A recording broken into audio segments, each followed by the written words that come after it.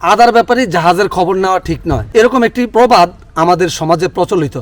কিন্তু একটাবার খেয়াল করুন, আদাকে এখানে স্বল্প মূল্যের বা নিম্নমানের পণ্য হিসাবে আখ্যায়িত করা হয়েছে। কিন্তু আপনারা যখন 300 টাকা কিংবা 400 টাকা কেজিতে আদা কিনে খান, তখন কিন্তু জাহাজের খবর না নিয়ে আর উপায় থাকে না। কারণ এই জাহাজে করে বিদেশ থেকে আদা এনে আমাদের দেশের চাহিদা পূরণ করতে হয়। কিন্তু আপনারা যদি একটু কৌশলী হন, তাহলে কিন্তু এই বিদেশ থেকে এই কষ্টার্জিত বৈদেশিক মুদ্রাগুলো ব্যয় করে এই আদা আমদানি করতে হয় না। কারণ আদা এমন একটি ফসল, এই যে আপনারা দেখছেন বাঁশমুড়া যে গাছ রয়েছে এবং ছায়াযুক্ত স্থান যেখানে কোনো ফসল হয় না, সেখানেও কিন্তু আপনারা এই আদা চাষাবাদ করতে পারেন। অর্থাৎ আদা এমন একটি ফসল যেখানে দিনের কিছু সময় হলেও রৌদ্র পড়ে, এমন জায়গায় আদা চাষ করা সম্ভব। তাহলে আমরা যারা আদা কিনে খাচ্ছি বেশি মূল্য দিয়ে, আমরা আসলে জ্ঞানীর পরিচয় দিচ্ছি না। কারণ আমাদের বসতবাড়িতে এমন কিছু জায়গা থাকে যেই জায়গাগুলোতে আমরা এরকম বস্তায় কিংবা আমরা ছায়াযুক্ত স্থানে এই আদা লাগিয়ে রাখলেই সারা বছরের পরিবারের যে আদার চাহিদা রয়েছে সেই আদা এই ছায়াযুক্ত স্থান থেকে হয়ে যায়। কিন্তু আপনারা আদা চাষাবাদ পদ্ধতি না জানায় এই আদা চাষ করতেই ভয় পাচ্ছেন। তাই কৃষিতে বিশ্ব ইউটিউব চ্যানেলে এই আদা চাষাবাদের সর্বাধুনিক কৌশল 7 পর্বে প্রচার করব। দর্শক, প্রথম পর্বে থাকবে আদার দুর্দান্ত পুষ্টি এবং ঔষধি গুণ। দ্বিতীয় পর্বে থাকবে আদা চাষাবাদের সর্বাধুনিক কৌশল। তৃতীয় পর্বে থাকবে এই যে আপনারা দেখছেন বস্তায় আদা চাষ করা হয়েছে, এই বস্তায় আদা চাষাবাদের সর্বাধুনিক কৌশল। চতুর্থ পর্বে থাকবে আদা কন্দের মাছি পোকা ব্যবস্থাপনা। পঞ্চম পর্বে থাকবে আদার কাণ্ড ছিদ্রকারী পোকা দমনের সর্বাধুনিক কৌশল। ষষ্ঠ পর্বে থাকবে আদার প্রধান ক্ষতিকর রোগ রাইজম রট বা কন্দপচা রোগ দমনের সর্বাধুনিক কৌশল। সপ্তম পর্বে থাকবে আদার লিফ ব্লাইট বা পাতা পোড়া রোগ দমনের সর্বাধুনিক কৌশল। দর্শক, আপনি যদি বসতবাড়ির প্রতি জায়গায় কিংবা বস্তায় আদা চাষ করে পরিবারের চাহিদা পূরণ করতে চান, তাহলে এই 7টি পর্ব দেখাই আপনার জন্য অত্যন্ত গুরুত্বপূর্ণ। তাই কৃষিতেই বিশ্ব ইউটিউব চ্যানেলটি সাবস্ক্রাইব করে এই আদা চাষাবাদের সর্বাধুনিক কৌশল 7টি পর্ব দেখে আপনারা আগামী এপ্রিল মে মাসে এই প্রতি জায়গায় কিংবা বস্তায় আদা চাষাবাদ করে পরিবারের চাহিদা মেটানোর পাশাপাশি বাড়তি অংশ বাজারে বিক্রি করেও লাভবান হতে পারেন। আসসালামু আলাইকুম, আমি মনিরুজ্জামান, উপসহকারী কৃষি অফিসার, বরুড়া, কুমিল্লা। কৃষিতে বিশ্ব ইউটিউব চ্যানেলে আদা চাষাবাদের সর্বাধুনিক কৌশল আপনারা 7 পর্বে জেনে আসছেন। আজকে থাকছে দ্বিতীয় পর্ব। দর্শক, এই পর্বে আপনারা জানবেন আদা চাষাবাদের সর্বাধুনিক কৌশল।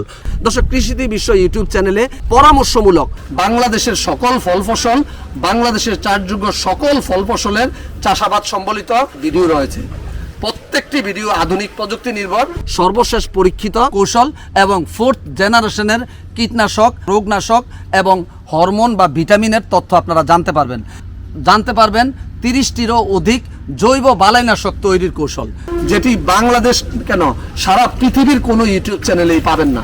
তাই কৃষিতেই বিশ্ব ইউটিউব চ্যানেলটি এভাবে সাবস্ক্রাইব করে পাশে থাকা বেল আইকনটিতে অল ক্লিক করে সবগুলো ভিডিও নিজে দেখবেন এবং আগেই আপনি সর্বাধুনিক কৃষি প্রযুক্তিগুলো জেনে উপকৃত হবেন।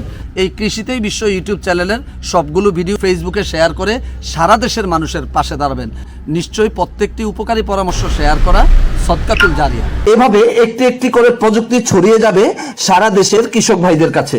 চলুন দর্শক, আমরা প্রথমেই জেনে নেই আদার জাত সম্পর্কে। দর্শক, আমাদের দেশে স্থানীয় 3টি আদার জাত অনেক জনপ্রিয়, যেমন রংপুরি, খুলনা বা টেঙ্গুরা।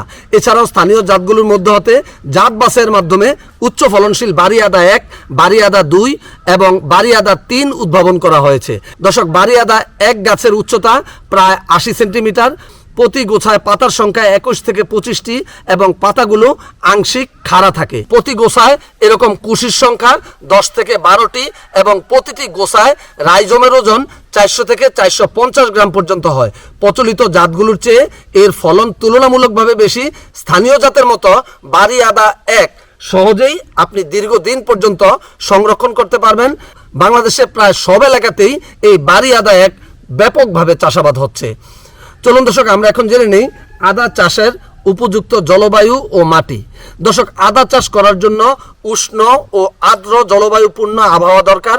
সামান্য ছায়াযুক্ত স্থান, অর্থাৎ দিনের কিছু অংশ সময় রৌদ্র পড়ে, দিনের কিছু অংশ সময় ছায়া পড়ে, এরকম সামান্য ছায়াযুক্ত স্থানে আদা চাষ করলে সবচেয়ে ভালো ফলন পাওয়া যায়। আদা চাষের জন্য উর্বর দোআঁশ মাটি সবচেয়ে ভালো, তবে এঁটেল মাটিতে চাষ করলে পানি নিষ্কাশনের খুব ভালো ব্যবস্থাপনা অবশ্যই থাকতে হবে। চলুন দর্শক, আমরা এখন জেনে নেই আপনি মাঠে আদা চাষ করার জন্য কিভাবে জমি প্রস্তুত করবেন। আদা চাষ করার জন্য উঁচু অথবা মাঝারি উঁচু জমি নির্বাচন করতে হবে। খেয়াল রাখতে হবে আদা চাষ যেখানে আপনি করবেন সেখানে যেন কোনো অবস্থাতেই পানি না জমে। দর্শক, মার্চ থেকে এপ্রিল মাসে বৃষ্টি হওয়ার পর জমি যখন জো অবস্থায় আসবে তখন 6 থেকে 8টি চাষ ও মই দিয়ে আপনাকে জমি তৈরি করতে হবে। এরপর 4 মিটার দৈর্ঘ্য এবং 2 মিটার প্রস্থ বিশিষ্ট বেডের চারদিকে পানি সেচ ও নিষ্কাশন সুবিধার জন্য 50 সেন্টিমিটার নালা করতে হবে। চলুন দর্শক, আমরা এখন জেনে নেই আদা রোপণ সময়। এপ্রিলের শুরু থেকে মে মাসে আদা রোপণ করা হচ্ছে সবচেয়ে উত্তম, তবে এপ্রিল মাসের শুরুতে যদি আদা রোপণ করেন তাহলে আপনি বাম্পার ফলন পাবেন। চলুন দর্শক, আমরা এখন জেনে নেই এই আদার বীজ হার। দর্শক, আদার ফলন অনেকাংশে কন্দের আকারের উপর নির্ভর করে, অর্থাৎ আপনি যদি আদার টুকরা সব ছোট ছোট করে ফেলেন তাহলে আদার ফলন কম হবে। বীজ আদার আকার যত বেশি বড় হবে আপনার ফলন তত বাড়বে। সাধারণত 35 থেকে 40 গ্রাম আকারের বীজ রোপণ করলে আদার ফলন সবচেয়ে বেশি হয়, অর্থাৎ হেক্টর প্রতি 2 থেকে 2.5 মেট্রিক টন পর্যন্ত আদা পাওয়া যায়। এই বীজ রোপণের পূর্বে মাটিকে শোধন করে নিতে হবে এবং বীজকে শোধন করে নিতে হবে। চলুন দর্শক, আমরা এখন জেনে নেই আদার বীজ আপনি কিভাবে শোধন করবেন।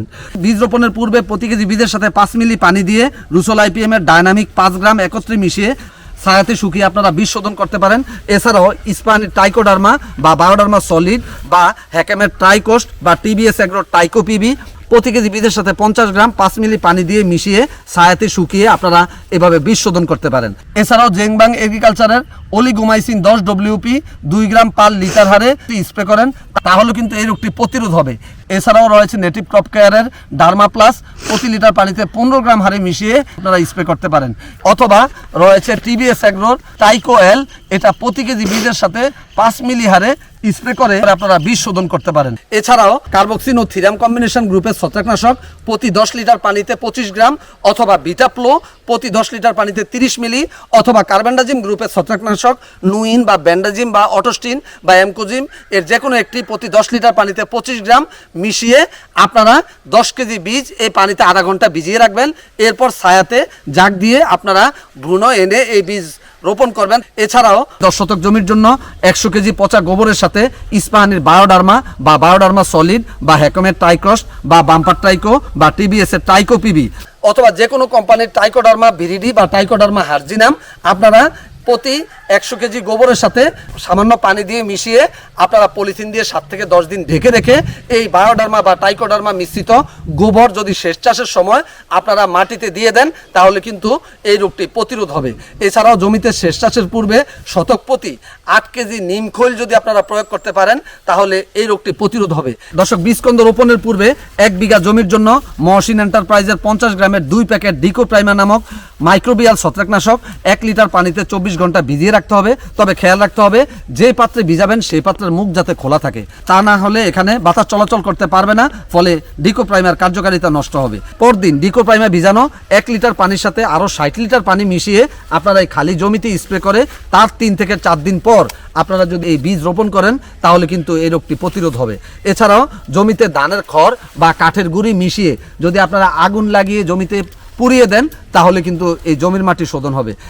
এছাড়াও গ্রীষ্মকালে কয়েকবার জমি চাষ করে প্রখর রোদে কয়েকদিন রোদে শুকিয়ে নিলে এই জীবাণু ধ্বংস হয়। এছাড়াও সোলারাইজেশন পদ্ধতি অর্থাৎ জমিকে চাষ দিয়ে কাদা করে 10 মিলিমিটারের স্বচ্ছ পলিথিন দিয়ে 1 মাস ঢেকে তাহলে কিন্তু এই জমির মাটি শোধন হবে। চলুন দর্শক, আমরা এখন জেনে নেই আদা বীজ রোপণ পদ্ধতি। দর্শক, 2 সারি পদ্ধতিতে প্রতি বেডে সারি থেকে সারি 50 সেন্টিমিটার এবং কন্দ বা বীজ থেকে বীজ 25 সেন্টিমিটার দূরত্ব দিয়ে আদার বীজ রোপণ করতে হবে। 1 সারি পদ্ধতিতে 50 সেন্টিমিটার পর পর 5 থেকে 6 সেন্টিমিটার গভীরে সারি করে 25 সেন্টিমিটার দূরত্বে আপনাকে এই বীজকন্দ রোপণ করতে হবে। দর্শক, বীজ আদা রোপণের সময় সবগুলো বীজের অঙ্কুরিত মুখ একদিকে রেখে আপনাকে বীজ রোপণ করতে হবে। তাহলে 75 থেকে 90 দিন পর আপনারা সহজেই এক সাইডে মাটি সরিয়ে এই আদা সংগ্রহ করতে পারবেন। চলুন দর্শক, আমরা এখন জেনে নেই এই আদা চাষাবাদের সার ব্যবস্থাপনা। দর্শক, আদার ভালো ফলন পেতে জমির উর্বরতার উপর নির্ভর করে হেক্টর প্রতি গোবর লাগবে 5 টন, বিঘা প্রতি 700 কেজি এবং শতক প্রতি 20 কেজি।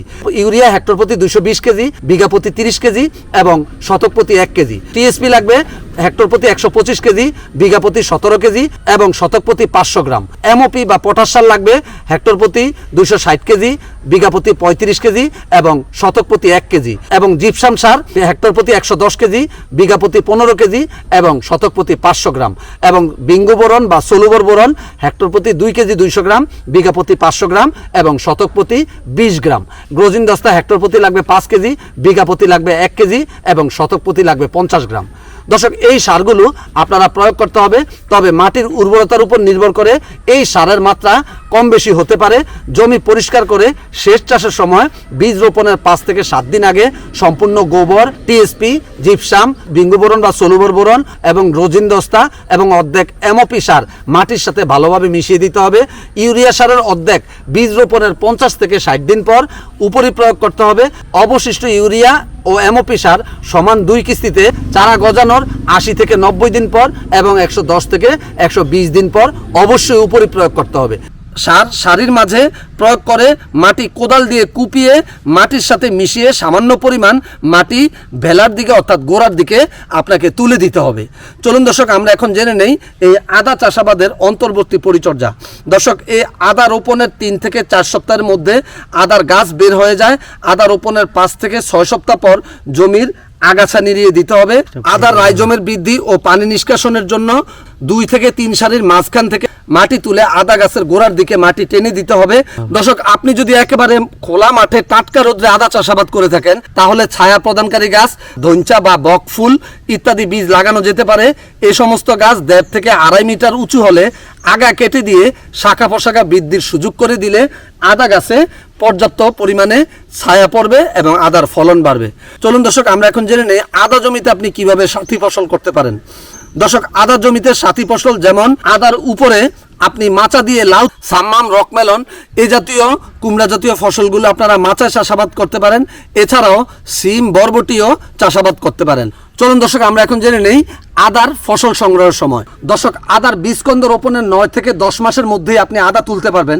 কিন্তু যদি আপনি এখান থেকে বীজ রাখেন তাহলে কিন্তু আরও কিছু সময় রাখতে হবে, অর্থাৎ যখন আপনার এই আদা গাছের সম্পূর্ণ পাতাগুলো মরে শুকিয়ে যাবে তখনই আপনি বীজ আদা গাছ থেকে আদা তুলবেন। দর্শক, যদি সঠিক ব্যবস্থাপনায় আপনি আদা চাষাবাদ করেন তাহলে হেক্টর প্রতি 12 থেকে 13 মেট্রিক টন পর্যন্ত আপনি ফলন পাবেন।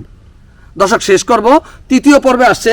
আপনারা এই যে দেখছেন বস্তায় আদা চাষ, এই তৃতীয় পর্বে আপনাদের সামনে তুলে ধরবো বস্তায় আদা চাষাবাদের সর্বাধুনিক কৌশল। আপনারা যদি বস্তায় এইভাবে আদা চাষাবাদ করতে চান তাহলে অবশ্যই কৃষিতে বিষয় ইউটিউব চ্যানেলটি সাবস্ক্রাইব করে এই আদা চাষাবাদের সর্বাধুনিক কৌশল 60টি পর্ব দেখে চাষাবাদ করবেন, তাহলে আদার বাম্পার ফলন পাবেন। ভিডিওগুলো ফেসবুকে শেয়ার করবেন, তাহলে সকলেই দেখে উপকৃত হবে। আল্লাহ হাফেজ।